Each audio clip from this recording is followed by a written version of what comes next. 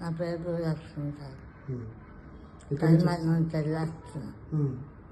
నాకు 4 సర్జరీ ఉంది sir. Cancer అయిందా? క్యాన్సర్ అయింది సార్. ఓకే. ఆపరేషన్ ఎప్పుడైంది? 29 ఏప్రిల్. ఏప్రిల్ 29. దాని తర్వాత కీమోథెరపీ రేషన్ ప్రీమియం పెట్టింది సార్. పెట్టిండ్రు. ఇప్పుడు మాటలు మంచిగానే వస్తున్నాయా? ఇప్పుడు కొంచెం మంచిగా వస్తుంది సార్. తింటున్నారా ఏమన్నా? అన్నీ పెద్దన్నం తింటున్నా, మొన్న కూరతో తింటుంది సార్. తింటున్నారు. ఓకే.